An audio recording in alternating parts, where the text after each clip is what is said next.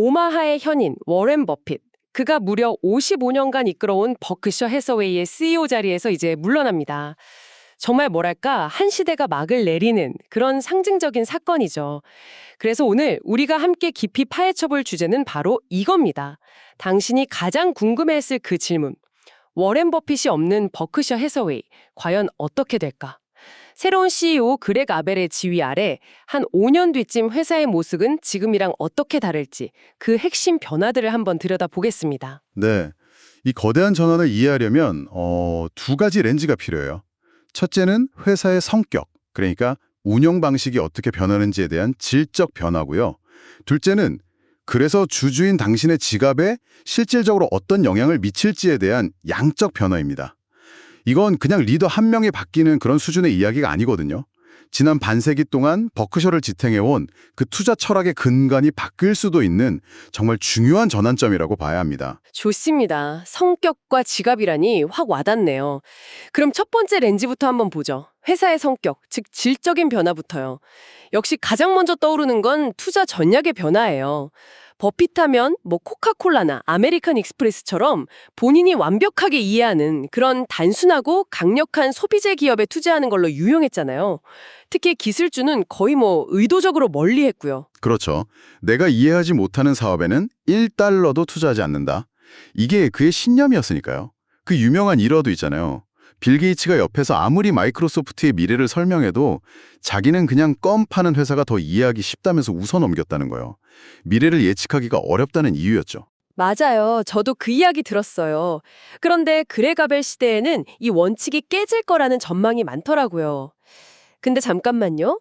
버핏이 기술주를 피한 게 단순히 이해를 못해서가 아니라 그가 보기에 기술 기업들의 경제적 해자, 그러니까 경쟁 우위가 불분명했기 때문인 아닌가요? 아벨이 그냥 시장 유행 따라서 빅테크에 투자하는 거, 이런 위험은 없을까요? 바로 그 지점이 핵심입니다. 아주 좋은 질문이에요. 버핏이 우려했던 건 굉장히 변동성이 큰 그런 신생 기술 기업들이었죠. 10년 뒤에도 지금처럼 시장을 지배할지 확신할 수 없는 그런 회사들 말이에요. 하지만 아벨이 주목하는 건 그런 회사들이 아닙니다. 이미 버핏 체제 말기에도 버크셔는 애플에 엄청난 투자를 했고요. 알파벳이나 아마존에도 조심스럽게 발을 담갔죠. 아, 맞네요. 그러고 보니 버크셔 포트폴리오에서 애플 비중이 정말 압도적이죠. 버핏 스스로도 조금씩 변하고 있었던 거네요? 맞습니다. 아벨은 그 변화를 더 가속화할 가능성이 높아요. 이건 버핏의 원칙을 그냥 버리는 게 아니라 시대에 맞게 재해석하는 것에 가깝습니다. 생각해보세요. 지금의 애플이나 구글, 아마존은 어떤가요? 이들은 더 이상 변덕스러운 기술주가 아니잖아요. 우리 삶의 거의 필수 인프라가 됐죠. 버핏이 코카콜라에서 봤던 그 강력한 브랜드 충성도, 시장 지배력, 이런 것들을 아벨은 이들 빅테크 기업에서 보고 있는 겁니다. 아하. 아마 앞으로 5년 안에 버크셔 포트폴리오에서 검증된 빅테크 기업들의 비중이 눈에 띄게 늘어나는 걸 보게 될 겁니다. 또도 원칙은 같은데 그 원칙을 적용하는 대상이 달라진다 이런 말씀이시군요. 와, 이거 정말 흥미롭네요. 그리고 또 다른 질적 변화의 축으로 그 상장 주식 비중을 줄이고 비상장 기업을 아예 통째로 인수하는데 더 집중할 수 있다는 점이 눈에 띄어요. 이건 버크셔를 그냥 투자 회사가 아니라 거대한 산업 복합체로 봐야 한다는 의미겠죠? 정확해요. 이게 정말 대부분의 사람들이 놓치는 핵심이거든요. 다들 버크셔를 그냥 월스트리트의 거대한 주식 펀드라고 생각하지만 사실 그건 절반의 진실에 불과해요. 버크셔의 주식 포트폴리오는요, 전체 회사 가치의 약 3분의 1 정도밖에 안 됩니다. 3분의 1밖에요? 그럼 나머지는 다 뭐예요? 나머지 3분의 1은 BNSF 철도, 가이코 보험, 듀라셀 배터리, 시즈캔디처럼 버크셔가 지분 100%를 소유한 우리가 흔히 아는 그 자회사들이에요. 이 회사들은 미국의 실물 경제 그 자체에 훨씬 가깝습니다. 아. 주식시장이 오르든 내리든 상관없이 매일같이 현금을 만들어내는 그런 기계들이죠. 그야말로 캐시카우 군단인 셈입니다. 와, 그러니까 우리가 아는 애플이나 코카콜라 주식은 버크셔라는 거대한 빙산의 그냥 일각일 뿐이라는 거군요. 바로 그겁니다. 요즘처럼 주식시장의 가치평가, 그러니까 밸류에이션이 전반적으로 높은 상황에서는요. 그렉 아벨이 공개 시장에서 주식을 비싸게 사들이는 것보다 알짜 비상장 기업을 합리적인 가격에 통째로 인수하는 데서 더 나은 기회를 찾으려 할 가능성이 높습니다. 그래서 버크셔를 주식 잘 고르는 회사가 아니라 좋은 사업체를 사 모으는 회사로 보는 게 더 정확한 시각인 거죠. 그렇군요. 마지막 질적 변화로는 경영 스타일의 변화도 꼽히더라고요. 버핏은 각 계열사 CEO한테 경영을 완전히 맡기는 방임형 리더의 대명사였잖아요. 최고의 선수를 영입했으면 그들이 마음껏 뛰게 둬라, 뭐 이런 철학이었죠. 근데 아벨은 좀 다르다고요? 네, 버핏은 오마하의 본사에서 거의 간섭을 안 했죠. 1년에 한 번 보고받는 게 전부일 때도 많았으니까요. 반면에 그렉 아벨은 에너지 사업부를 직접 운영해온 경험이 있거든요. 그래서 버핏보다는 훨씬 더 적극적으로 경영에 관여하는 참여형 리더가 될 것으로 보입니다. 잠깐만요. 근데 그게 버크셔의 문화랑 충돌할 위험은 없을까요? 각 계열사 CEO들은 수십 년간 자율성이라는 버핏의 가장 큰 선물을 누려왔는데 갑자기 본사에서 막 세세하게 관여하기 시작하면 반발이 생길 수도 있겠는데요. 충분히 가능한 시나리오고요. 아마 그게 아벨의 가장 큰 숙제 중 하나가 될 겁니다. 하지만 긍정적인 측면도 분명히 있어요.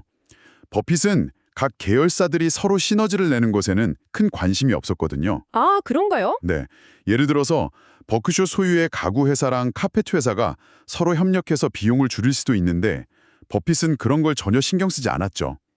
아벨은 이런 비효율을 계산하고 거대한 버크셔 제국 내의 계열사들 간의 시너지를 창출하는 데 집중할 수 있습니다. 이게 성공한다면 버크셔의 수익성은 한 단계 더 높아질 수도 있죠. 와, 정리해보니까 정말 큰 변화네요. 제가 이해한 게 맞는지 한번 짚어볼게요.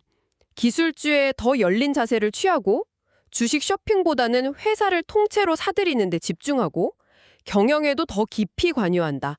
이거 거의 안티 버핏 전략처럼 들리기도 하는데요.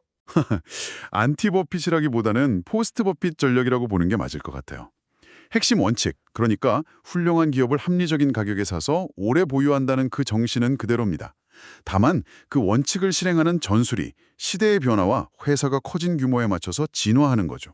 더 좋아지거나 나빠지는 게 아니라 말 그대로 달라지는 겁니다. 알겠습니다. 그럼 이제 투자자들이 가장 궁금해할 두 번째 렌즈, 지갑의 문제로 한번 넘어가 보죠. 이런 질적인 변화들이 주주들에게는 구체적으로 어떤 숫자로 다가올까요? 이 양적 변화를 좀 짚어주시죠. 물론 미래 예측은 항상 조심스럽습니다만 합리적인 추정은 가능하죠. 현재 버크셔의 시가총액이 약 1조 1천억 달러, 우리 돈으로 하면 1,500조 원에 육박합니다. 와, 정말 천문학적인 숫자죠. 만약 그렉 아벨이 버핏의 성공 신화를 비슷한 수준으로 이어간다. 그러면 2030년 말까지 시가총액이 2조 달러에 이를 수 있다는 아주 긍정적인 전망도 나옵니다. 2조 달러요? 아니 이렇게 거대한 회사가 앞으로 한 5, 6년 만에 거의 2배가 된다는 게 이게 가능한가요? 연평균으로 따지면 약 12% 이상의 수익률을 의미하는데요. 과거 버크셔가 보여줬던 그 시장 평균을 훌쩍 뛰어넘는 성과랑 비슷한 수준이긴 합니다. 하지만 말씀하신 대로 이건 아주 낙관적인 시나리오고요. 현실은 좀 더 복잡하죠. 그렇죠. 심지어 버핏 본인도 마지막 주주서한에서 이제 예전 같은 성장은 불가능하다 이런 취지로 직접 경고하기도 했고요. 네, 그 점을 반드시 짚고 넘어가야 합니다. 버핏은 버크셔의 거대한 규모 때문에 좋은 투자 아이디어를 찾기가 점점 더 어려워진다고 솔직하게 인정했어요. 규모가 성과를 저해야 한다는 그의 오랜 경고가 이제 스스로에게 현실이 된 셈이죠. 그가 3,820억 달러, 거의 500조 원에 달하는 그 막대한 현금을 마땅히 투자할 곳을 못 잡고 그냥 쌓아둔 것도 이런 현실을 상징적으로 보여주는 거겠군요. 정확합니다. 그 엄청난 현금 더미가 바로 버킷쇼가 겪는 성장의 딜레마를 보여주는 증거예요. 마치 뭐랄까 소방호스로 물을 뿜어내는데 그걸 담을 그릇은 작은 종이컵밖에 없는 그런 상황과 비슷하죠. 작은 회사라면 수십억 달러짜리 좋은 투자처를 찾는 게 상대적으로 쉽지만 버킷쇼는 수천억 달러를 움직여야 의미 있는 수익률 변화를 만들 수 있으니까요.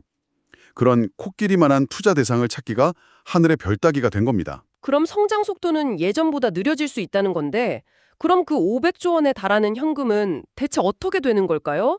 여기서 버핏 시대에는 상상조차 할 수 없었던 정말 혁명적인 변화가 나타날 수 있다는 분석이 있더군요. 바로 배당금과 자사주 매입입니다. 이건 기존 버크셔 투자자들한테는 정말 머리가 띵해지는 이야기일 것 같은데요. 그야말로 엄청난 변화죠. 잘 아시겠지만 버킷셔는 버핏 체제 55년 동안 단 한 번도 주주에게 배당금을 지급한 적이 없습니다. 자사주 매입도 극히 드물었고요.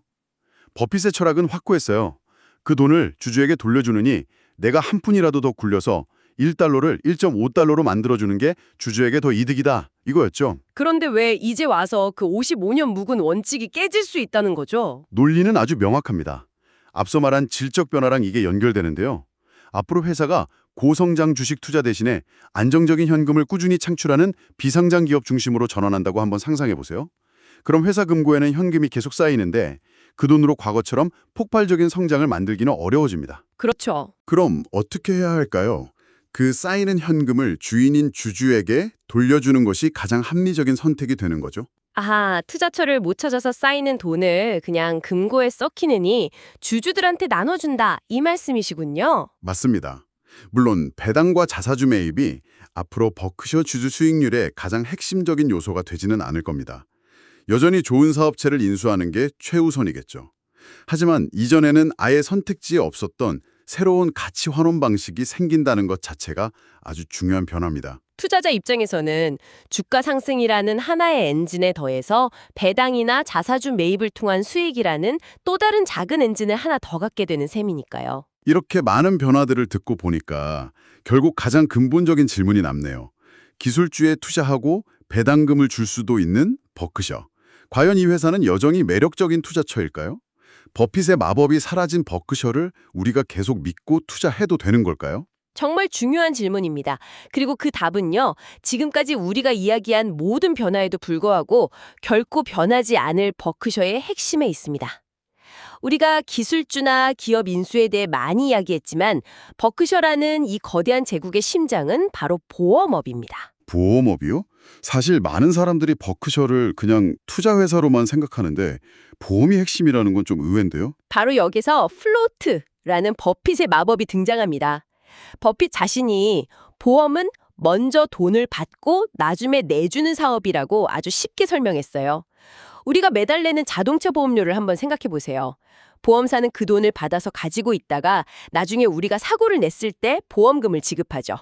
그 사이에 시간 차이가 발생합니다. 그렇죠. 돈을 받고 바로 내주는 게 아니니까요. 뭐 몇 년이 걸릴 수도 있고요. 또는 나중에 보험금으로 지급되기 전까지는 사실상 회사가 마음대로 굴릴 수 있는 무이자 대출과 같아요. 버핏은 이걸 공짜 돈을 심지어 이자를 받으면서 쓰는 것에 비유하기도 했죠.